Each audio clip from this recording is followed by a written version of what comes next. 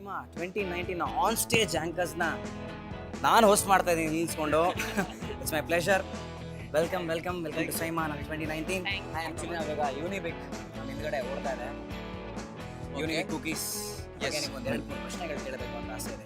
Okay. So Unibic ಅಂತಿದ್ದಂಗೆ level up life ಅಂತ ಹೇಳ್ತಾರೆ. Okay. Okay. So, if I say level up in life, what comes in your mind? Maybe my style quotient, Okay. because I'm very bad with styling. ಅದಕ್ಕೆ ನಮ್ಮ ನಿಕ್ಕಿಗೆ ಹೇಳ್ಬಿಟ್ವಿ, ಅಮ್ಮ ನನಗೆ ನೀನೇ style ಮಾಡು. ನನಗೆ ದೇವರನ್ನೇ ಸ್ಟೈಲ್ ಗಿರ್ಲಿಗೆಲ್ಲ ಗೊತ್ತಿಲ್ಲ. Okay. ಬಿಟ್ಟರೆ ಜೀನ್ಸು ಬಿಳಿ ಟಿ ಶರ್ಟ್ ಹಾಕೊಂಡು ಓಡಾಡ್ತಿರ್ತೀನಿ ನಾನು. ಅದಕ್ಕೆ if I have to level up with something, I think it's my style, my style sense, maybe fashion sense. Anupama ಕೇಳೋಣ. ಅನುಪಮ, ಲೈಕ್ ನಿಮ್ಮ ಒಂದು ಬೆಳವಣಿಗೆ ಹಂತವಾಗಿ ನಾನು ನೋಡ್ಕೊಂಡ್ಬಂದಿದ್ದೀನಿ ಜೊತೆಲಿ. ಸೊ ಬೆಳಿತಾನೆ ಇದ್ದೀರಾ. So I ask you another question. When do you think your career moved a level up? ಯಾವಾಗ ಸಿಕ್ತು ಲೆವೆಲ್ ಅಪ್ ಸ್ಪಾರ್ಕ್, ಒಂದು ಲಾಂಚಿಂಗ್ ಪ್ಯಾಡ್ ಅಂತ?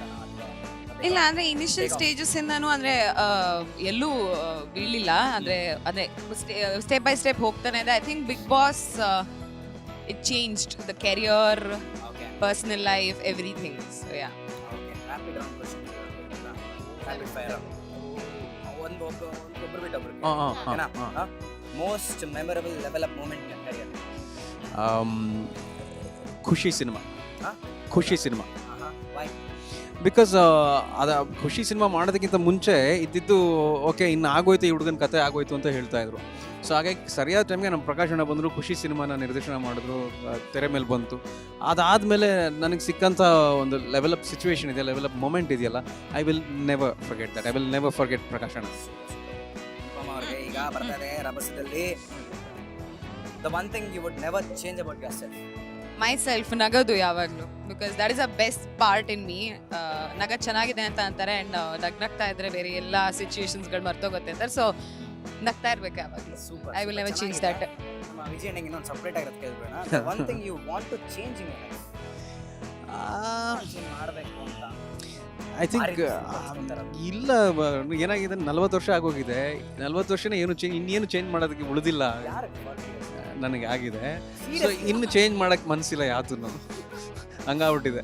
ಏನೋ ಒಂದು ಹೇಳ್ಬೇಕು, ಏನೋ ಓಕೆ. ಮೇ ಬಿ ದೇಶೆ ಎಲ್ಲದಕ್ಕೂ ತಲೆ ಆಡಿಸ್ತೀನಿ ಅಂತ ಹೇಳ್ತಾರೆ. ಮೇ ಬಿ ಎಲ್ಲದಕ್ಕೂ ತಲೆ ಆಡ್ಸೋದು ನಿಲ್ಲಿಸ್ಬೇಕು ಅಂತ ಅನಿಸುತ್ತೆ. I never put my foot down and say this is it ಅಂತ ಹೇಳೋದು ಬಹಳ ಕಮ್ಮಿ. ಸೊ ಅದನ್ನು ಹೇಳ್ಬೋದೇನೋ ಅಂತ ಅನಿಸುತ್ತೆ, ಎಲ್ಲಿ ಹೇಳಬೇಕೋ ಅಲ್ಲಿ. ಹಾಗೆ ಅದೊಂದು ವಿಚಾರ ಚೇಂಜ್ ಮಾಡ್ಕೋಬೋದೇನೋ. ಯಾವಾಗಿಂದ ಕಾಣ್ಬೋದು? ಗೊತ್ತಿಲ್ಲ, ದೇವರೇ ಗೊತ್ತಿಲ್ಲ. ಅದು ಸ್ವಾಭಾವಿಕವಾಗಿ ಇಲ್ಲ. ಬಲವಂತ ಮಾಡ್ಕೊಂಡು ಏನಾದ್ರು ಯಾವ್ದಾದ್ರು ಪರಿಸ್ಥಿತಿಲಿ ನಿಜವಲ್ಲ ನನ್ನ ತಲೆಗೆ ಹತ್ತಿ ಆಗೋದಿಲ್ಲಪ್ಪ ಅಂದಾಗ ಇಲ್ಲ ಗುರು ಅಂತ ಹೇಳ್ಬಿಡ್ಬೋದೇನೋ.